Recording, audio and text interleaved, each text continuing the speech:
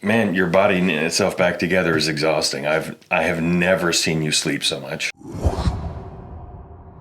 All right, everybody, welcome to Real Estate for Real People. My name is Brad. This is my lovely wife and business partner, Marianne.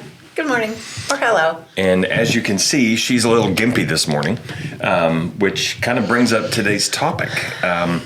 We've been working around her shoulder replacement surgery, and we've kind of come upon some things that are interesting in that it makes it kind of exposes the areas where you're strong and weak when it comes to the systems and the things that you each do in the business. So we wanted to talk about that a little bit today for those who do business with a partner or a spouse, or really anybody that's in the office that you rely on. If they get sick or they get hurt or they're out for an indefinite amount of time, or even if they're not able to do what they normally can do, even if they're around you but unable to do that, it causes hiccups. So we wanted to go over that real quick. Anyways, so what this is basically is a contingency plan when your work partner is unable to work. So let's talk about that. First of all, what happened with your shoulder? I was going to say DNA. It's Genetics. genetics. I have osteoarthritis. Thank you, Dad. I love you for the many things you've given me. And so I had to have shoulder replacement surgery. This is the first of two. So we're going to get to practice doing this again at some point in the not too distant future. So I am part titanium now, and just figuring out how to do everything in the last 4 weeks with one wing, one hand. It's been interesting. So you have learned how to talk to text type on everything. Everything. Your computer, Word, emails, your phone, everything. Mm-hmm. Yeah. I have figured out the accessibility buttons on my appliances. Yes. Yeah, It's kind of cool that they have those. Yes. Yeah, it is for sure. Okay, so from your perspective, what did you think it was going to be one way and you found that it was different, or what was the kind of the big aha for you as you've gone through this process? So first of all, I'd never had surgery before, so I had no point of reference. I think my biggest aha is that most of us, it's much easier to give others grace and patience and all manner of other characteristics than it is to give ourselves on the daily basis. But that kind of expands into more critical care situations as well. So I think giving oneself time is important, and that kind of leads us to some of the things we're going to talk about today. The other aha for me is how much time a body can need to recover. When I had a stroke when I was 33, I remember looking in the mirror and there was nothing wrong with me. There was nothing. There was no physical manifestation of what was going on in my brain, and I had to sleep so much as my brain was healing, but there was no logic for me in that. So now I can see something that is having to heal, but somehow that doesn't make it any better in allowing myself to rest and sleep, and I don't know. So are you finding that the energy it takes your body to heal everything that's gone on is exhausting, is what you're saying? That, and it takes twice as much energy to do anything. I mean, okay, example. Try pulling up your pants with one hand. and see how long it takes you. Just those kinds of things. It's exhausting. Even if they're comfy pants. Even if they're comfy pants. Gotcha. I mean, it's just like... So you're not buttoning up a pair of 501s, is what you're Oh, telling brother. me. Yeah. Okay. Yeah. Well, that makes sense. Okay. Oh. All right. So how long did it take you to get to the point where you could just kind of function? I mean, even start to think about functioning for work? Were we Probably 2 weeks. 7 to 10 days? I would say 2 weeks. Okay. I mean, and even at that, I mean, there were even times, so 4 weeks out from surgery tomorrow, Okay. it's still hard to like process things all the time. There's almost like a brain fog. I remember people during COVID talking about having a brain fog afterwards, during and after. There's a little bit of that. I think there's just so much energy going to whatever part of your body that is being healed that there's not enough reserve left for all the mental stuff that we do on a daily basis, especially when a lot of what we do in our roles as owners and brokers and that in the office, taking care of other people, there's a lot of plates spinning at any given time. Right. I only had capacity for maybe 1 or 2 plates instead of a dozen, you know. So it helps you realize the capacity that you were functioning under. Oh, I hadn't thought about it like that, but yeah, I guess so. And I think, yeah. Okay. So cross training is probably the best thing to do with your partner. If you know you're going to be out, do you just plan and push people off for certain things? Do you cross train everybody for every item? What do you do? I think, and we've talked about this in other circumstances with other people in the office, other roles that are being played, either by agent or by front office folks. And so we've made contingency plans for that, for those. And we've used them on occasion. We've had to use them. We haven't done so well with the two of us just because when you're the lead, there are certain things that You just can't give up? it's very difficult to give up. And I think we have to think about, yes, cross-training is important, but your question about, you know, who, how often, how much, if the crisis or circumstance is so occasional and is pre-planned, most like this, then I think we can put people in intermediary spots. I think one of the things that you're talking about and referencing to is that we have recruits that come on, and I do all the orientation.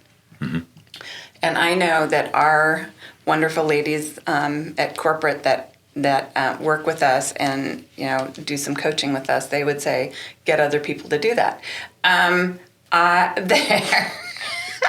Okay, maybe it's a bit of a control thing. You? I know. No. I know. Say But it's it, my so. opportunity to get to know new agents. This is true. So it's really hard for me to want to give that up. It's having been an agent and a leader and in the front office, I know the things that agents need to have to be successful from the jump. And I have access to the back end pieces that not every other person in the office would. Right. So in that case, we did have some folks come on right before or right as I had my surgery done.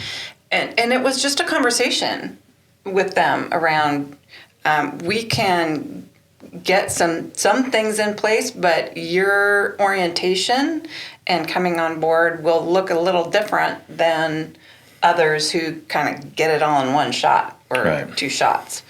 And they were good with that. I think as long as people have the understanding and understand the circumstances, most people, especially people that we hire at Realty One Group, they have grace with that. They can work with that as long as they know what the parameters are. And I think that's true of most people. So yeah, I think the biggest challenge is for us to give ourselves the same grace that they would give, right. which is probably the harder part. Agreed. Yeah. Agreed. I think the other thing, and this is a learning piece, right? So as next time, when we have something like this coming up, is just to, if we can, circumstances are everything, right? You don't know when somebody's going to walk in the door and want to join your office, or there's maybe an office in another part of the county that is imploding and those agents need somewhere to go. Those are things that we can't foresee. Right. So we deal with it as we can. And in our case, a lot of times I think we're going to do more cross-training. I can share with you the systems and pieces that they need to have, because you used to do some of that. But it's just we've split roles over the last 5 years. And so getting back and being more cohesive, there's a time and a place to stay in your lane. Sure. But sometimes you both need to be in the same lane to get things done. So. Right. Yeah, agreed. Yeah, so then cross-training is a good idea. And again, it comes back to grace. And I think a lot of this takes pre-planning. Agreed. I mean, you can't always pre-plan if it's like a car accident. Yeah. Right? But if you've got something like this, where it's coming up, you've got usually months to know that it's there. I would suggest that anybody who's going to go through this with their work partner, that they start working on how to address one another's cross-training items a month or two in advance, so that you don't have to have really any glitches. Right. Or even, I think that conversation can be ongoing. Just a recognition of, sadly, we have catastrophic things happen instantaneously. We have deaths. And so you're not going to be able to pre-plan that. Right.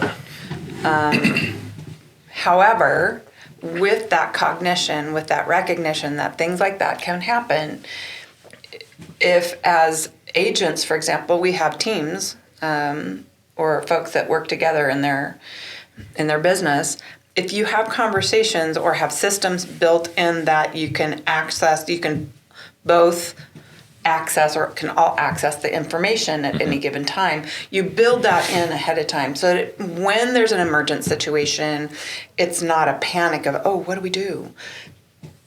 Because people go on vacation. Well, that's right. What are you going to do if your partner goes on vacation or your work person goes on vacation? How, who's going to cover? And we do that all the time. Right. So it's kind of expanding on those kinds of things. Yeah. One of the challenges, so we have Whitaker Home Team, Brad, myself, and our son Colin. And Colin is getting ready to move across country. And I am coming to realize how much over the last, especially year or so, we've come to depend on him kind of filling in the gaps. When something needs to happen and you and I are busy, taking care of other things or out of town, so we're going to have to kind of figure out something different when Colin's not here. What victim to bring in next? Yes. Okay. But it becomes an awareness, I guess. For me today, this was important for us to talk about because we have a habit, I think as humans, to think that that's never going to happen to me.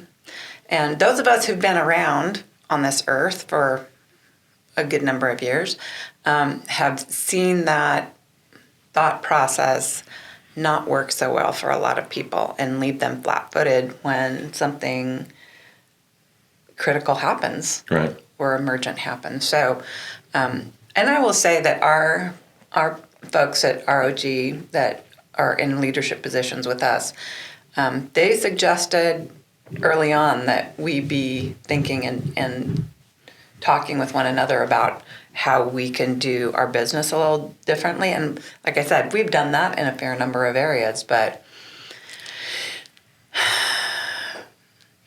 still working on this one. Right. Well, and there's just some things that you just can't relinquish. Yeah, Right. there are. I mean, I could come in and start doing all the orientation and the onboarding, but I mean, is it smarter to just plan around that and set expectations of the people who are coming on, or have me jump in the middle? Right? So you just have to have that conversation and see what part of that makes sense. And if none of it makes sense, that's okay. That's when you just adjust others' expectations and realize that that's a limiting factor that you're just going to have to deal with. Yeah. So, I mean, not everything is about cross-training. Sometimes it's just about leave it where it lies and adjust the expectations of those who are going to be affected. So, And it's the funny thing is, I think it's the littlest of things that are the most challenging. And when I do orientation, I help set up people's computers. So putting the driver on, the print driver on, assigning a print code, all those things. And somebody graciously said, Marianne, why don't you let me do that? And I said, well, what I have found over the past 5 years is that every computer, doesn't matter if it's a PC or a Mac, there are a variety of ways that appliance, that device will allow me to do this process. So if one way doesn't work, I have to be able to go and figure out the second or third way to get it accomplished. I said that it's too much to teach, So sometimes it's just the littlest of things. that's one of those things that's learned over time and having to do multiple. Yeah, when you've done it over 100 times, 150 times, Yeah. Yeah. you kind of just know. Yeah. And that's a hard one to teach. It's almost like you just want to hire people that don't have Mac products. No. Oh, That's not not what what you're it saying? is. No. Oh, okay. That's not what I'm saying at all. Okay. Fair enough. Okay. Anything that, so especially if it's a husband-wife team, what needs to happen at home that's helpful for the person who's got the broken wing or broken leg or surgery or whatever? Is there anything? Well, I've been blessed because my best friend and husband and work partner is also my caretaker. I think the thing that is probably most important is to realize that everything takes twice as long as you think it's going to take. Right. For the two of you. Right.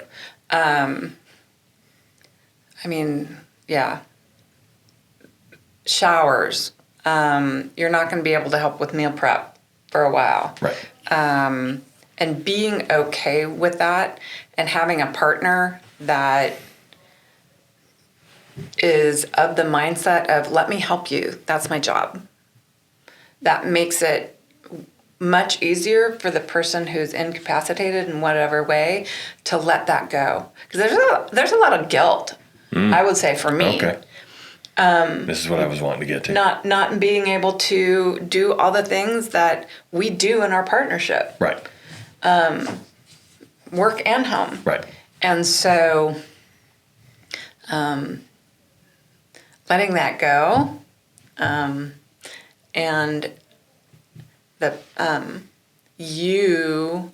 one of the gifts that you gave to me and have been giving to me is that you say, this is my job, but you say it with a smile, and you get mad at me when I try to do it myself. Right. And I shouldn't be doing it myself yet. So, yes, you just having that grace and patience, and not doing stuff like that when I ask you to. Ask you to do things one more good time. So here's the thing. It's important to understand the difference between your role and your identity, right? Your identity is how you are made, right? God made you a certain way, and that is you. You're a perfect 10, right? That's my way of thinking. Your role, mother, sister, wife, best friend, daughter, realtor, whatever it is, right? Pick your role. Your identity, who you that's always a 10, right? None of us are junk to be discarded. So I'm going to call everybody on the inside a 10. Your role is going to fluctuate between 0 and 10 all the time. So the thing you have to remember is don't let your R affect who you Okay? Role. So, right, don't let your role affect how you feel about your identity, because your identity is never going to change. It is anchored on the inside, right? Core values, it's you. Your role, man, expect that to be a roller coaster. Yeah. So just remember, people out there, that your role, wife, business partner, right? Dad. Those things Husband. can be zeros, and it doesn't change your value as to who you are as a human being. And everybody's going to have zeros, and everybody's going to have 10s and everything in between. So you just have to understand that value and that difference between your role and your identity, because that's one of those things that is critical to keep your brain in the game. Yeah. I think you're right. We mix those two up a lot. Oh, yeah. Oh, yeah. A lot.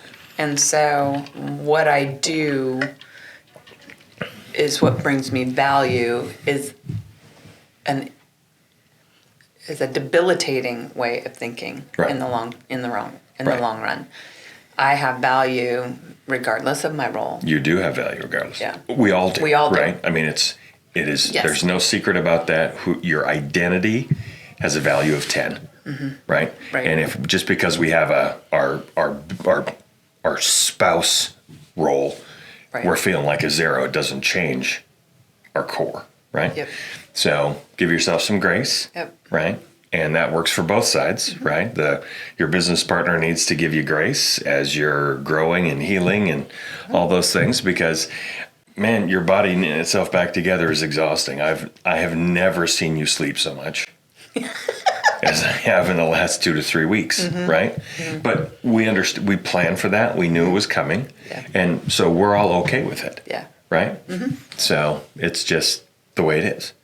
So, anyways, for the husband-wife teams who are out there, or husband-wife business partners, if you don't do the exact same thing, but you're working in the same company, these things are important to understand. It's a human dynamic thing. And there's a lot of grace involved, right? And a lot of patience.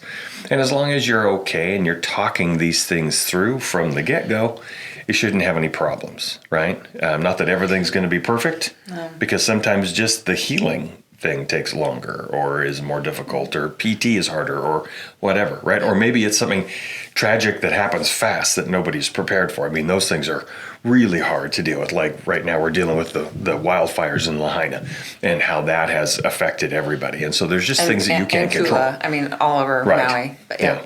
So, anyways, yeah. So it's just, grace is the word of the day when it comes to, I think, working with your partner, especially if your partner's your spouse, because sometimes work can follow you home. And it usually does. Yeah, usually does. And so, you can't, again, you have to be careful sorting out between your identity and your role, and when you let those come to the forefront, right? Yep. So, Agreed. Anyways, any final thoughts as we wrap this one up?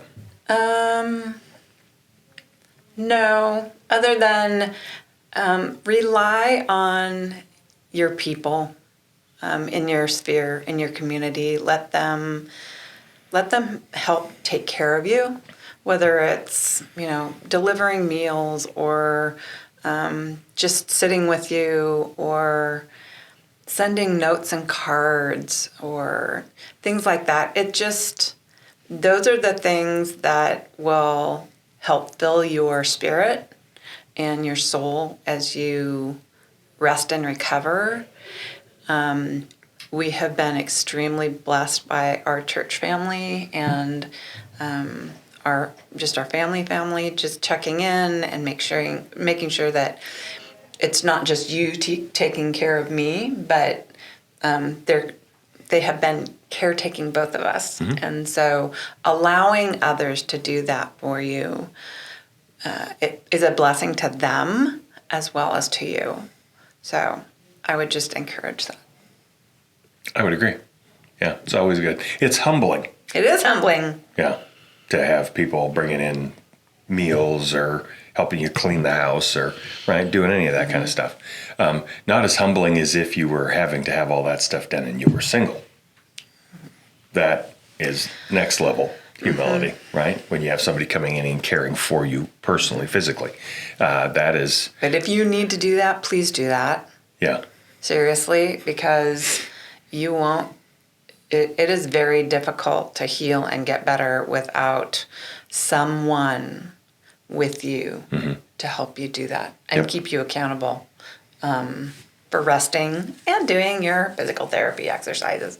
So all those kinds of things. All those kinds of things. Yep.